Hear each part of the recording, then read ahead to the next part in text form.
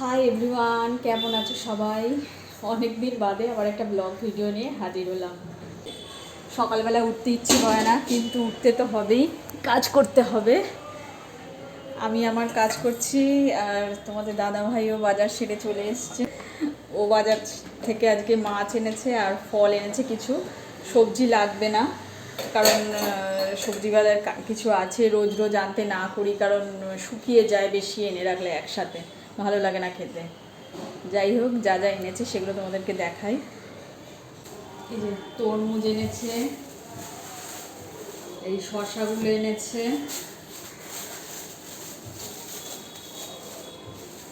কলা,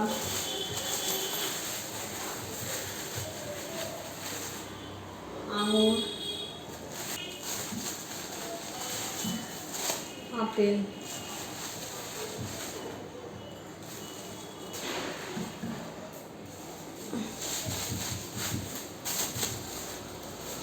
আর এখনো অবধি আমি খেতে ভালোবাসি বলে কমলালেবু আনছে, জানি বলছে আর বেশি দিন পাবো না, হয়তো দুটো একটা দিন পাবো।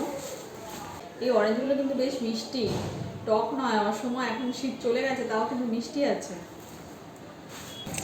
ব্রেকফাস্টে বানিয়েছিলাম ডিম টোস্ট।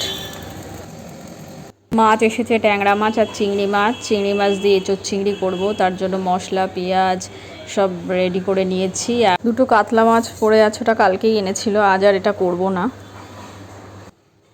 আর এঁচোড়টাকে একটু সেদ্ধ করে নিয়েছি। এঁচোড় চিংড়ি হবে আর ট্যাংরা মাছের ঝাল হবে। চিংড়ি মাছ ভাজতে দিয়ে দিয়েছি। রান্নাটা খুব তাড়াতাড়ি করব, মানে যত তাড়াতাড়ি করতে পারবো আমারই ভালো। এই গরমে বেশিক্ষণ আগুনের সামনে থাকতে ভালো লাগে না। এঁচোড় চিংড়ি আমার হয়ে গেছে, এবার ঘি গরম মশলা দিয়ে নামিয়ে নেব।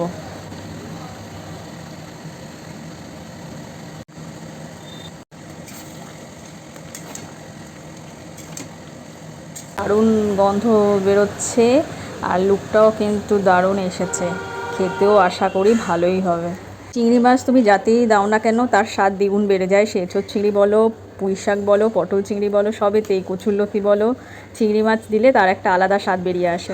তরমুজটাও আমি ছোট ছোট করে কেটে নিয়েছি, বিচি বা পরিষ্কার করে, যাতে খেতে কোনো অসুবিধা না হয়। আমাদের ওই বিচি সমেত কেটে দিলে কেউ খাবে না, এরকম বিচি ছাড়িয়ে পরিষ্কার করে কেটে রাখবে, ফ্রিজে রেখে দেবো, তারপর কাঁটা চামচ দিয়ে বাটি বাটি করে দেবো, তুলে তুলে খাবে।